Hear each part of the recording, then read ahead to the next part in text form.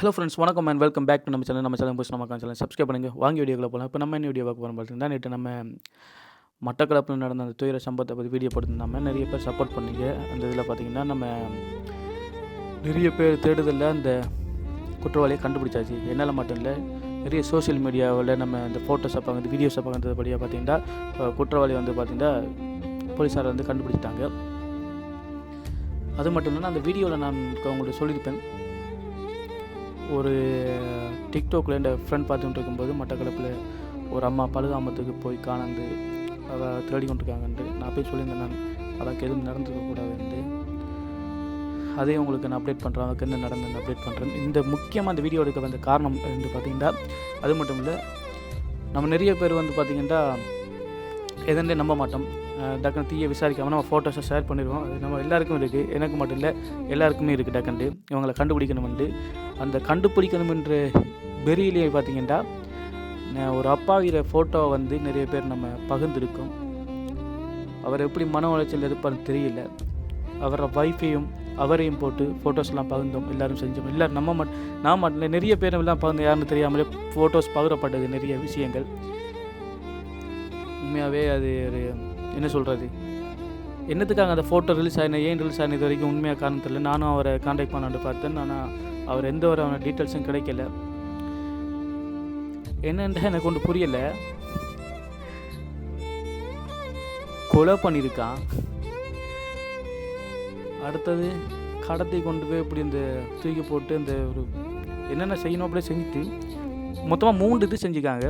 ஆனால் அவங்களோட ஃபோட்டோஸ்லாம் நீங்கள் என்ன பண்ணுறீங்கடா, ஃபோட்டோஸை நீங்கள் அந்த முகம் இருக்குதா, நீ முகத்துக்கு மேலே முயல் குட்டியை போடுறது, ஹார்ட் போடுறது, வேறு எமோஜியெல்லாம் போட்டு மறைக்கிங்க.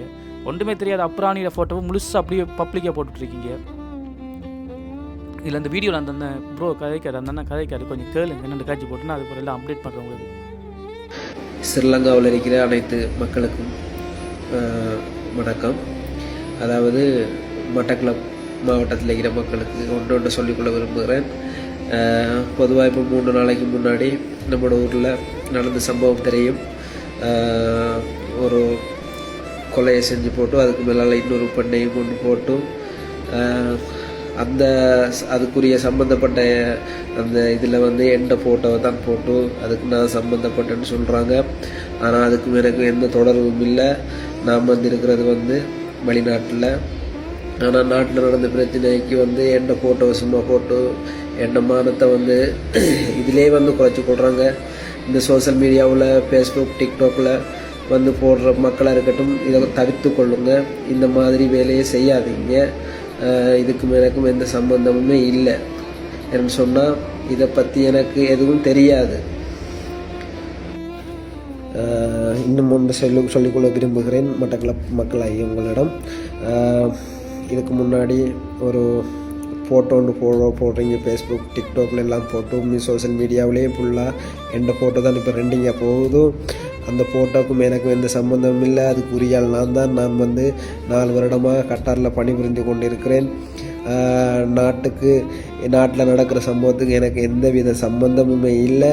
இதை செஞ்சாக்கள் யாரோ, இதை பண்ணினாக்கள் யாராக இருக்கலாம். ஆனால் என்னைய வந்து ஒரு ஃபோட்டோ அது வந்து யாரால் லீக் ஆகினதுன்னு எனக்கு தெரியல. அந்த ஃபோட்டோ வந்து இப்போ லீக் ஆகிவிட்டால் வந்து நாங்கள் வந்து அதை சட்டம் மூலமாக நாங்கள் பார்ப்போம், அவருக்குரிய நடவடிக்கை எடுப்போம். நீங்கள் மக்களாகி நீங்கள் இதை போடாமல் இதை தவிர்த்து கொள்ளுங்க. இதுக்கும் எனக்கு எந்த சம்பந்தமுமே இல்லை. இது வந்து தப்பு செஞ்சவங்களுக்கு உரிய முறையில் தண்டனை கிடைக்கப்படும், உங்களுக்கே தெரியும். அவங்களையும் கூட அரெஸ்ட் பண்ணித்தாங்க. இப்போ என்னையும் என் வைஃபையும் போடுறது வந்து மிக மிக தப்பான ஒரு காரியம். அது நீங்கள் செய்கிறது மிக மிக பிழை. மனசு தாங்கலாத ஒரு கட்டத்தில் சூழ்நிலையில் நான் கதைக்கிறேன். மிக மிக விரைவில் நீங்கள் இதுக்குரிய தீர்வை நீங்கள் வந்து பெற்றுக்கொள்வீங்க. ஆனால் இந்த ஃபோட்டோவில் சோஷியல் மீடியாவில் போட்டு எந்த தப்பான காரியமும் செய்யணும்னு சொல்லி நினைக்காதீங்க. ஓகே, நீங்கள் அந்த அவர் கதைச்சதெல்லாம் கேட்டிருப்பீங்க. உண்மையாகவே வருத்தத்துக்குரிய விஷயம் தான் ப்ரோ. அது ஏதாச்சும் என்னென்னா மக்கள் மேலேயும் தப்பு இல்லை. இந்த ஃபோட்டோ வைரல் ஆகினதுக்கு என்ன பிரச்சனை தெரியல. உங்கள் சைட்டில் இருந்தால் ஏதாச்சும் அந்த ஃபோட்டோஸ் வந்து லீக் ஆகிருக்கணும்.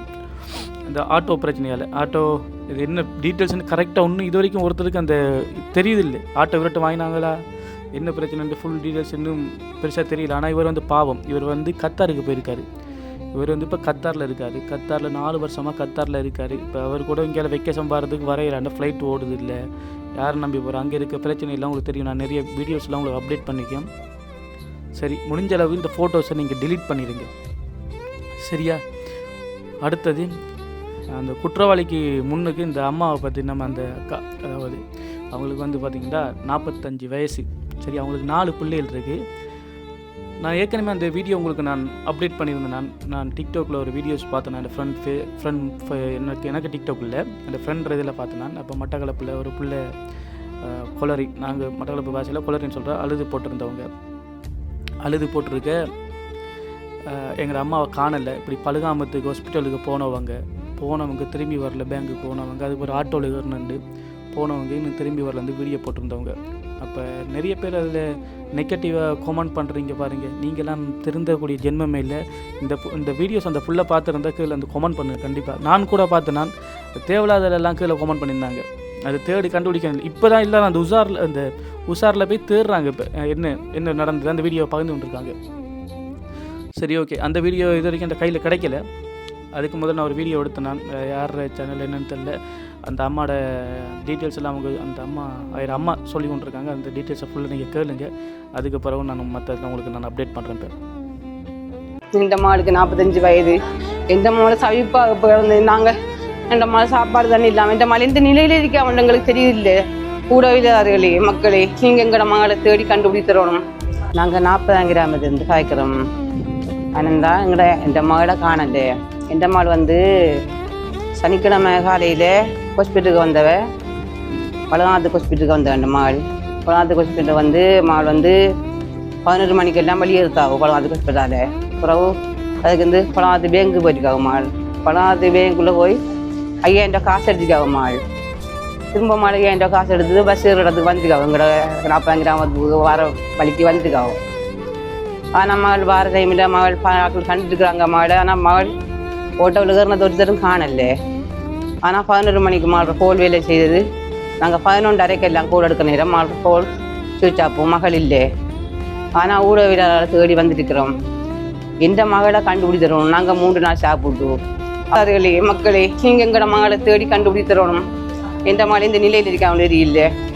மற்றது நாங்கள் 40 கிராமம் பம்மியடி ஊத்து. எந்த மகளோட பேர் நலாயினி மணிகராசா காப்பண்ட பேர். எங்களுக்கு நாங்கள் தேடின மகளை எங்களால் நீ முடியா. உறவிலாளர்கள் எங்களை கண்டுபிடித்தரணும். அரசாங்கம் தாங்கள் எங்கள் மகளை கண்டுபிடித்தரணும் எங்களால். ஃப்ரெண்ட்ஸ், இப்போ நீங்கள் எல்லோரும் அந்த அம்மாவோட இதை கேட்டிருப்பீங்க. கண்டுபிடித்தாங்கன்னு சொல்லியிருந்தவங்க உண்மையாகவே கண்டுபிடிச்சாச்சம்மா. என்ன சொல்கிறது தான் பதில் இல்லை. ஊடகவியலரை நாடிருக்காங்க, பொதுமக்கள் நாடிருக்காங்க, அரசாங்கத்தை நாடிருக்காங்க. கடைசியில் கண்டுபிடிக்கிற நேரம் அவங்களோட மகள்ன்றது தெரிய வரும்போது உண்மையாகவே கவலையாக இருக்குது. எவ்வளோ ஏக்கத்தோடு இந்த மகள் வந்துடுவான்ட்டு, தந்த மகள் வந்துட்டு அவங்க அம்மா எங்கிருப்பாங்க, அம்மா வந்திருப்பாண்டு, பிள்ளைகளை எங்கிருப்பாங்க, கணவரை எங்கிருப்பாங்க. இப்படியான செயல்கள்லாம் செஞ்சு போட்டு சமூகத்தில் இவ்வளோ நாளாக தெரிஞ்சு தானே இருந்திருக்காங்க. தெரிஞ்சு அதுக்கு பிறகு இப்படியான வேலையில் செஞ்சு தானே இருந்திருக்காங்க. ஓகே, என்ன நடந்ததுன்னு பார்த்தீங்கன்னா, நீங்கள் இப்போ அந்த அம்மா இதெல்லாம் பார்த்துருப்பீங்க. இவங்க வந்து பார்த்தீங்கன்னா ஹாஸ்பிட்டலுக்கு வந்திருக்காங்க, பழுகாமத்து ஹாஸ்பிட்டல். இவங்க எங்கே இருக்க வந்தீங்கன்னா வெள்ளாவளி பிரதேசத்தை உட்பட்ட 40ஆம் காலனி இல்லை இவங்க இருக்காங்க. இவங்க வந்து என்ன செஞ்சுருக்காங்கன்னா ஹாஸ்பிட்டல் வந்துருக்காங்க. ஹாஸ்பிட்டலுக்கு வந்து பேங்குக்கு காசு எடுக்க வந்திருக்காங்க. பெரிய தொகையெல்லாம் இல்லை ஃப்ரெண்ட்ஸ், 5000 ரூபா காசு எடுக்க வந்திருக்காங்க. அந்த 5000 ரூபா காசு போட்டிருந்த நகைக்கு ஆசைப்பட்டு அந்த நாய் என்ன செஞ்சுக்காங்கண்டா, நான் ஏற்கனவே சொன்னேன், நான் ஆட்டோக்காராக்கெல்லாம் இதில் என்ன தப்பாக நினைக்காதீங்க. இது நான் எல்லா ஆட்டோக்காரருக்கும் பற்றி சொல்லலை, இப்போ தான் புதுசாக இது நான் கேள்விப்படல. நான் ஏற்கனவே சொல்லியிருக்கேன், எல்லோரும் ஒத்துமையாக இருங்க இதுக்கு தான். ஏண்டா தெரியாத ஆட்டோவில் 100 ரூபா அப்படி தான் வளமையாக தானே. இப்போ நாங்கள் அதுக்கங்கால இப்போ பட்டுப்புலேருந்து யாரும் போகிறோம், அதுக்கங்காலண்டா ஷேர் ஆட்டோன்னு சொல்லுவாங்க, சேர்ந்து தான் போவாங்க. அந்த இதில் தான் அந்த அம்மா சொல்லுவாங்க 100 ரூபாய்க்கு தரந்து கூப்பிட்டு ஏற்றி போட்டு அவங்களுக்கு அந்த கூலிங்ஸில் சோடா அது இதில் மயக்க மருந்தை கொடுத்து அந்த அம்மாவை மாலை இதெல்லாம் கலட்டி கிணத்து ஊற்றி போட்டிருக்காங்க. இது அவங்களே ஒத்துக்கிட்டாங்க. இப்போ வந்துட்டு கேஸ் வந்துட்டு சரியா. அப்போ யோசிச்சு பாருங்கள், 4 பிள்ளைகள் இருக்குது. இந்த பிள்ளைகள வாழ்க்கை எப்படி இருக்கும்? உங்களுக்குடா நான் உங்களோட ஒன்றே தான் கேட்கணும். உங்களுக்கு கொள்ளை அடிக்கிறேன்னு முடிவு பண்ணிட்டீங்க தானே, சரியா? கர்மம் பிடிச்சவனுங்களையா அந்த அம்மாவோட மாலையை கழட்டி போட்டு உயிரோடையாச்சும் விட்டுருக்கான், ரோட்டில் இறக்கி விட்டு போயிருக்கலாம். இப்படி வேலை செஞ்சுருக்காங்க. இவங்களெல்லாம் நிறைய பேர் நீங்கள் என்ன பண்ணுறீங்க தெரியுமா? உங்களுக்கே தெரியாமல் நீங்கள் பண்ணுற வேலையில் வந்து மோசமான செயல் வந்து இப்போ அந்த அந்த அண்ணனை வீடியோஸை வந்து நீங்கள் என்ன செய்கிறீங்கன்னு பார்த்தீங்கன்னா, அந்த ஃபோட்டோஸ் என்ன செய்கிறீங்க பார்த்தீங்கன்னா ஃபுல்லாக பகிர்றீங்க ஃபேஸோடு சேர்த்து. ஏன்டா இந்த கள்ளனுகிற ஃபோட்டோஸ், இந்த களவெடுத்து கொண்டவனுகிற ஃபோட்டோஸ்லாம் மட்டும் ஏன் இமோஜியை போட்டு போடுறீங்கன்னு எனக்குண்டா தெரியுதே இல்லை, இது வரைக்கும் தெரியல. ஏன் நீங்கள் இப்படி பண்ணுறீங்கன்ட்டு குற்றவாளின்னு உறுதிப்படுத்தியாச்சு. ஆனால் இவங்களோட ஃபோட்டோஸ் எல்லாம் நீங்கள் ஏன் பகிர்றீங்க இல்லை, இமோஜியை போடுறீங்கன்னு தெரியல. 1-2 பேர் தான் போடுறாங்க. ஒரு சில ஆக்கள் அந்த ஃபோட்டோவை கொண்டு வந்து அப்படியே இமோஜியை தூக்கி வந்து கோவா போடுறதும், சில ஆக்கள் பூனைக்குட்டியை போடுறதும், முயல் குட்டியை போடுறது, என்ன ஸ்டிக்கர் எனக்குண்டா புரியுது இல்லை. உங்களோட நிலப்பாடு நீங்கள் எப்படி இருக்கீங்கன்னு தெரியல.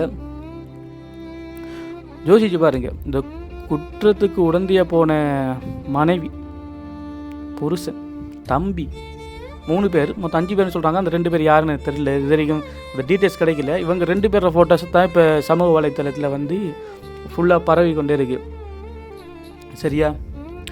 ஆனால் இவங்களுக்கு கடுமையான சட்டத்திட்டத்துக்கு கீழ்படி பார்த்தீங்கன்னா ஒரு நாள் சரி அந்த கிணத்துக்குள்ளே போலீஸ் பாதுகாப்போட இவனுங்க 3 பேரையும் கொண்டு தூக்கி போட்டு இறக்கியிருக்கணும். உள்ளுக்குள்ளே இறக்கியிருந்தா அந்த அக்காட வலியும் வேதனையும் இந்த நாய்களுக்கு தெரிஞ்சிருக்கும். ஒரு என்ன சொல்கிற, ஒரு சடலத்தோட ஒரு நாள் ஃபுல்லாக 24 மணித்தியாலும் அந்த அக்கா உள்ளே இருந்து தண்ணி குடித்து மேலே காலெல்லாம் புழு, அவங்களோட மனநிலை எப்படி இருக்கும் யோசிச்சு பாருங்களேன், எப்படி இருக்கும். அப்போ இவங்களுக்கு கொடூரமான தண்டனை கொடுத்துருக்கும். ஆனால் நம்மளோட ஸ்ரீலங்கா அரசாங்கன்ட்டு பொதுவாக சொல்கிறேன், அதுக்காக நீங்கள் வேறு என்ன அர்த்தத்தில் எடுத்ததுக்கு சொல்கிறீங்க, இவங்களுக்கு சரியான தண்டனை கொடுக்கணும். சில நேரம் இவங்க இந்த கேஸு போய் கோர்ட்ஸுக்கெலாம் போய் 5 மாதத்தால் ரிலீஸ் பண்ணுவாங்க, புனையில் ஒரு 2. இவனுக்கு என்ன சொல்லுவாங்க, கள்ளத்தோணியில் ஏறி இந்தியாவுக்கு போயிட்டு அங்கே போயிட்டு இங்கே பாஸ்போர்ட் எடுத்துட்டு வேறு நாட்டுக்கு தப்பிட்டு போகிற வழிகள் இவங்களுக்கு நிறைய இருக்குது. இவங்களுக்கு புனையில் கொடுக்கக்கூடாத அளவுக்கு தண்டனை கொடுக்கணும். முடிஞ்ச அளவுக்கு இவங்களுக்கு தூக்கு தண்டனை கொடுத்தா நல்லம். இவங்களுக்கு வந்து தூக்கு தண்டனை கொடுக்கணும். இதை மாதிரி இதை செய்யக்கூடாது. இப்படியான சம்பவம் வந்து கூடுதலாக வேறு ஒரு இடங்களில் தான் நான் கேள்விப்பட்டிருக்கேன். ஊர்களை நான் மென்ஷன் பண்ணலை, நான் விரும்பலை. ஒருத்த ஊரை மென்ஷன் பண்ணுறது நம்மளோட காரியம் இல்லை, அது வந்து எனக்கு தேவையில்லாத விஷயம், ஊர்களை மென்ஷன் பண்ணுறது. ஆனால் மட்டக்களப்பில் நடந்துன்றது ஏற்றுக்கொள்ள முடியாத உண்டு. இப்படியும் ஏற்கனவே சொல்லுவானல், நான் அந்த வீடியோவில் சொல்லிங்க தானே, அதே மாதிரி நீ மட்டக்களப்புனாலும் இப்படி தானே காசுக்கான என்ன வேணால் செய்வாங்களான்ற ஒரு கட்டம் வந்துடும். ஒரு சில ஆக்களால் எல்லாருக்குமே இந்த பிரச்சனை இருக்குது. ஏன் தான் இவனு இப்படியான ஆக்கள்லாம் இப்படி இருக்காங்க இதில் பாருங்கள். அவங்க கடத்தப்பட்ட வாகனங்களை பார்த்தீங்களா, காரு, 2 ஆட்டோ காரு, இவ்வளோ வசதியாக எப்படி இந்த இவங்களை ஃபஸ்ட்டு செக் பண்ணியிருக்கணும். ஏற்கனவே ஒருத்தன் புதுசாக கார் வாங்குறான்டா, அவனுக்கு வருமானம் இருக்கா, இந்த அரசாங்கம் ஃபஸ்ட்டு எல்லாத்தையும் செக் பண்ணணும். அது பண்ணுறதில்ல. இப்போ நிறைய பேருக்கு நான் உங்களுக்கு சொல்கிறது ஒரே ஒரு விஷயம்தான், நல்லா தெளிவாக கேட்டுக்கொள்ளுங்க. நீங்கள் எங்கே போகிறண்டாலும், நான் ஏற்கனவே வீடியோ சொல்லியிருக்கேன், பார்க்காத திரும்பி கேட்டுக்கொள்ளுங்க. நீங்கள் எங்கே போகிறண்டாலும் உங்களோட குடும்ப உறுப்பினர்களை ஒரு ஆள் சரி இல்லை 2 பேர் ஆச்சு, நீங்கள் காசு எடுக்க போவீங்களா, இல்லை மார்க்கெட்டுக்கு போகிறீங்களா, இல்லை எங்கே போகிறண்டாலும் கூட்டிகிட்டே போங்க. கூடுதலாக நீங்கள் பக்கத்து வீட்டுக்காரங்களோட ஒத்துமையாக இருங்க. எதுவும் பிரச்சனை இருந்தாலும் கால் பண்ணாலும் வருவாங்க. சில பேர் ஆக்கிற கணவர் வந்து வெளிநாட்டு போயிருப்பார், அவங்களுக்கு உதவிக்கு ஒருத்தருமே இருக்க மாட்டாங்க. அந்த சமயத்தை யூஸ் பண்ணி இப்படியான வேலைகள் நடக்கக்கூடும், சரியா? அதுக்காக தான் நான் சொல்கிறேன், நான் பக்கத்து வீட்டுக்காரங்களோட ஃபோன் நம்பரை வாங்கி கொள்ளுங்க, ஒத்துமையாக இருங்க, மனுஷனை மதிங்க, சொந்தங்களோட கூட்டிகிட்டே இருங்க. முடிஞ்ச அளவு எல்லோரும் ஒத்துமையாக இருக்க பாருங்கள். எதுவும் பிரச்சனை ஃபோன் பண்ணால் வார அளவுக்கு பாருங்கள். மற்ற இதுக்கு சொல்லலை நான், அவனுக்கு தெரியுமா? இப்போ நீங்கள் தனியாக போகிறீங்க தானே, இப்போ ஒரு பேங்குக்கு போகிறேன்னு வைங்கிறேன், கவரிங் நகை போட்டு போகிறீங்க, சரியா? இப்போல்லாம் கூடுதலாக கவரிங் நகை போடுறது கூட தான். ஆனால் கவரிங் நகை போட கேட்கல கூட அவன் நினைப்பான், ஓ தங்கம் போட்டு வர அளவு உண்டு அப்படி நினச்சி தான் இவனுள் இப்படியான வேலையெல்லாம் செய்வானுள். இவங்க மட்டும்தான்ல இதை மாதிரி இன்னும் இருக்கா, இல்லை இதை மாதிரி இவனுள் நிறைய பண்ணியிருக்காளுங்களா, இல்லை இவ்வளோலாம் பொம்பளை என்று சொல்கிறதுக்கே இந்த பொம்பளை மார்க்கெட்டு இதுக்கே ஒரு அவமானம். நீங்கள் பொதுமக்கள் தான் நீங்கள் இதை கண்டுபிடிச்சினீங்க. போலீஸ்காராக்களோட இந்த ஃபோட்டோ பகிர்ந்து இவங்களை கண்டுபிடிச்சது பொதுமக்கள் தான். ஆனால் அந்த பொதுமக்கள் கண்டுபிடிச்சி போலீஸ்கார்ட்ட சொல்கிறத விட இவ்வளவுகளுக்கு நீங்கள் ஏதாச்சும் சாப்பாடு சம்பவம் செஞ்சுருக்கணும் பெருசாக. இன்னொரு நாளைக்கு இதை மாதிரி சம்பவம் நடந்தே இருக்காது. இன்னொரு ஆக்கள் செய்கிறதுக்கு பயப்படணும். வேறு வேறு மாநிலங்கள் வேறு வேறு இடங்களுக்கு பார்த்தீங்கன்னா கற்பழிப்பு, சின்ன பிள்ளையில் கற்பழிக்கிறது, அப்படி இப்படி பிரச்சனை நடக்கும். மட்டக்களப்பில் கேள்விப்படுற விதம் குறைவு. சரியா? ஆனால் இப்படி எப்படி சொல்கிறது, இந்த படத்தில் இந்தியாக்காரர்கள் காட்டுவாங்க தானே படத்தில், இந்த படத்தில் சோடாக்கில் மயக்க மருந்தை கொடுத்து கலவரத்துட்டு போகிறது, கலவரத்து போகிறது தான் கேள்விப்பட்டிருக்கேன். கொண்டதெல்லாம் பார்க்கல படத்தில். இவனைகள் கொண்டு இப்படிலாம் செய்கிறானுங்களே. அவனுக்கும் ஒரு சின்ன பிள்ளை இருக்குது, கல்யாணம் கட்டிக்கான். சரியா? அப்படி இருந்தால் ஒரு சின்ன பிள்ளைய 2 வயசு பிள்ளைய தூக்கி எறிஞ்சிக்கான ஆட்டோலேருந்து. இந்த அக்கா வாக்குமூலம் கொடுத்துருக்காங்க. என்ன சொல்கிறேன்னு தெரியல ஃப்ரெண்ட்ஸ். எல்லோரும் சேஃபாக இருங்க, ஒத்துமையாக இருங்க. காவல்துறைக்கு உண்மையாகவே நன்றி. ஏன்டா டக்குன்னு 24 மணி நேரத்துக்குள்ளே கண்டுபிடிச்சதுக்கு. அது மட்டும் இல்லாமல் திரும்பி நான் சொல்கிறேன்னு, பாவம் அந்த சகோதரரை ஃபோட்டோ டெலீட் பண்ணிடுங்க, பாவம். சரியா? இந்த ஃபேஸ்புக்கில் பேஜில் போட்டிருக்கீங்க தான் நிறைய பேர், ஃபேஸ்புக்கில் வலைத்தளங்கள் டிக்டாக்லாம் போட்டிருப்பீங்க. அவரை உண்மையாகவே டெலீட் பண்ணிடுங்க. ஃபோட்டோ உங்களுக்கு டெலீட் பண்ணுறது பெரிய வேலை இல்லை, டெலீட் பண்ணிடுங்க. ஏன்டா எல்லோரும் தப்பு செஞ்சீங்க, நானும் தப்பு செஞ்சீங்க. ஏன்னா இந்த ஃபோட்டோ டக்குன்னு கிடைக்கணுன்றதுக்காக ட்ரெண்டிங் ஆகேண்டு அவர் தான் ஆட்டோ கொடுத்துட்டு, அவரோட பேரில் இந்த ஆட்டோ தான் கொடுத்துன்னு சொல்லியிருக்காங்க. அப்போ அதுக்காண்டி கடை எல்லோரும் நம்ம அனுப்பினது அது இந்தபடியாக தான் நம்ம டக்குன்னு இப்போ கண்டுபிடிச்சி நம்ம யார் கொடுத்த எப்படி வந்துண்டு. சரியா? அதால் நீங்கள் போட்டிருந்தீங்கன்னா தயவு செய்து அந்த ஃபோட்டோஸை கண்டிப்பாக டெலீட் பண்ணிடுங்க. உண்மையாகவே அந்த இறந்த குடும்பத்துக்கு ஆழ்ந்த அனுதாபங்களும் வேறு ஒரு சொல்ல வழி இல்லை. உண்மையாக இவங்களை விடக்கூடாது. இவங்கள் பாவித்த வாகனங்கள் இருக்கட்டும், ஆட்டோ எல்லாத்தையும் சீஸ் பண்ண. இந்த ஃபோட்டோவில் பார்த்தீங்க தானே, இவங்க தான் ஆக்கள். கண்டிப்பாக இவங்களை பாருங்கள், 5-6 மாதத்தில் வெளியே விட்றானுங்களா இல்லை அப்படியே வச்சுருக்காங்களான்ட்டு. வெளியே விட்டு அப்படி உயிரோட வச்சு பற்ற வச்சுருங்க. அவங்களாம் உயிரோட வாழ்கிறதுக்கு இது இல்லை. ஏன்டா இவங்க 1க்கு 3 தரம் செஞ்சிட்டாங்க தானே. இப்போ 3வது என்ன செஞ்சாங்க தெரியாது. 2 கேஸ் மட்டும் தான் தெரிஞ்சிருக்கு. 3வது அவங்கள யாருன்னு இன்னும் சரியாக விசாரிக்கணும் படலை அவங்க. அப்போ இதை மாதிரி விட்டாங்கன்னா வெளியே இதை மாதிரி நிறைய நடந்து கொண்டே இருக்கும். கொலை நடந்து கொண்டு இருக்கும். இவங்களை பார்த்து நிறைய பேர் இதை ஃபாலோ பண்ணுவாங்க. கட்டாயம் இவங்களாம் வெளியே வந்தாங்கண்டா பொதுமக்களாகிய நீங்கள் எல்லாம் ஒரு ஆள் செஞ்சால் தான் கொலை. நான் பழைய இதில் சொன்ன மாதிரி எல்லாம் சேர்ந்து என்ன செய்யணுமோ செஞ்சிருங்க. உங்களுக்கு தண்டனை கொடுக்கணும். இல்லை இந்த அரசாங்கம் தண்டனை கொடுக்கணும் கண்டிப்பாக. இந்த புகைப்படத்தில் உள்ளவர்களை இவ்வளோ மோசமான ஆட்கள் இவங்கெல்லாம், இப்படியான கேவலமான ஜென்மங்கள்லாம் இருந்து தான் இருக்குது. இந்த ஃபோட்டோவை ஏன்டா நீங்கள் போயிட்டு அதில் போயிட்டு ஹார்ட்டும் அந்த பூனைக்குட்டி அதெல்லாம் போட்டு இவனுங்கெல்லாம் பப்ளிக்காக போடணும். போட வேண்டிய ஃபோட்டோ போடாமல் மற்ற ஃபோட்டோலாம் போட்டு விட்டுருக்கீங்க எல்லோரும். இவங்க தான் அந்த கொள்ளைக்கும் சம்பந்தமான ஆட்கள். இப்போ 4 பிள்ளை கதற காரணமும் இவங்க தான் சொல்லி இவளும் தான். என்ன இவனுக்கெல்லாம் மரியாதை, மானங்கட்ட மரியாதை. வாயில் வர சின்ன பிள்ளைலாம் வீடியோ பார்க்குறதால ஒன்றும் காய்ச்சி கொள்ளையெல்லாம் இருக்குது எனக்கு. இவனும் தான். இதை மாதிரி கூட்டணி எத்தனை இருக்குன்னு தெரில. சரி, இவனுங்களெல்லாம் எந்த கதையும் இல்லை. வெளியே வந்தானுங்கன்னா உயிரோட வச்சு பற்ற வச்சுருங்க. என்ன வேணால் செஞ்சுருங்க வச்சு. இவனெல்லாம் உயிருக்கு இந்த உயிரின்ற நாட்டுக்கும் வீட்டுக்கும் கேடு. வெளியே விட்டுறாங்க தயவு செய்து கவர்மெண்ட், அரசாங்கமே. இவங்களை தூக்கு தண்டனையில் போடுங்க. பப்ளிக்கு சவுதியில் கொடுக்க தண்டனமாக நடுரோட்டில் வச்சு தூக்கில் போடுங்க. அப்போ 4 பேர் திருந்துவானுங்க. இல்லை நாடு போகிற போக்குக்கு இன்னும் நிலவரம் மாறலாம் ஃப்ரெண்ட்ஸ். ஓகே ஃப்ரெண்ட்ஸ், இந்த விஷயத்தை நிறைய பேருக்கு நீங்கள் பகிருங்க. உண்மையாகவே ஒரு எல்லாருக்கும் முக்கியமான வீடியோ உண்டு, இதை பகிருங்க. அது மட்டும் அந்த அக்கா கணத்திலேருந்து கண்டெடுக்கப்பட்ட சகோதரி உண்மையாகவே மீண்டு திரும்பியும் வரணும், பழைய நிலைமைக்கு வரணும்னு நானும் கடவுள் உங்களை மாதிரி எல்லாரும் கும்பிட்றேன். ஏன்டா அவ்வளோ இதில் இருந்த வாக்கு இப்போ மனநிலை எப்படி இருக்குன்னு தெரியல எனக்கு. அது மட்டும் இல்லை, நீங்கள் கொஞ்சம் ஆட்டோவில் போகிறதையும் கொஞ்சம் குறைச்சிக்கொள்ளுங்க. இந்த ட்ரெயின் ஆட்டோ அது எல்லாம் சேர்ந்து ஷேர் பண்ணுறீங்க தானே, அது பரவாயில்ல. மற்றபடி தனி ஆட்டோவில் போகிறத குறைச்சிக்கொள்ளுங்க. போகிறண்டா அரசாங்க வாகனத்துலேயே போங்க, அதாவது பஸ்ஸில் போங்க. பஸ்ஸில் போய் வரதா இருந்தாலும் ஓகே, பிரச்சனை இல்லை. மற்றபடி ஆட்டோவில் போகிறதா தனியாக போகாதீங்க. உங்களோட குடும்ப உறுப்பினர்கள் எல்லாரும் ஆண் துணையோடு போங்க. அதான் உங்களுக்கு சேஃப். பேங்குக்கெலாம் போகும்போது கொஞ்சம் கவனமாகவே போங்க, கவனமாக வாங்க. எல்லோரும் சேஃபாக இருங்க. நாடு போகிற போக்குக்கு பார்த்திங்கன்னா பொருளாதாரம் வீக்காக இருக்குது, பெட்ரோல் விலை கூட்டிட்டு இப்படி எல்லோரும் களவும் கொள்ளையும் நடந்து கொண்டிருக்கு. எல்லோரும் சேஃபாக இருங்க. இதுக்கு மேலே எனக்கு என்ன சொல்லணும்னு தெரில. பாய். வேற ஒரு வீடியோ சந்திப்பேன். இந்த வீடியோ முக்கியம் போடுறதுக்கான தான் வீடியோ போட்டு நான் எனக்கு டைம் கிடைக்கல, எல்லாம் நேட் போட்டிருப்பேன் நான், எனக்கு டைம் கிடைக்கல. அது இந்த வீடியோ முக்கியமாக அந்த சகோதரர் அந்த ஃபோட்டோ பகிர்ந்த விஷயமாகவும் அடுத்தது இந்த அம்மாடா இதையும் சொல்லணும் நான் வீடியோ போட்டேன் நான். ஓகே, அடுத்த வீடியோ சந்திப்பேன். பாய்.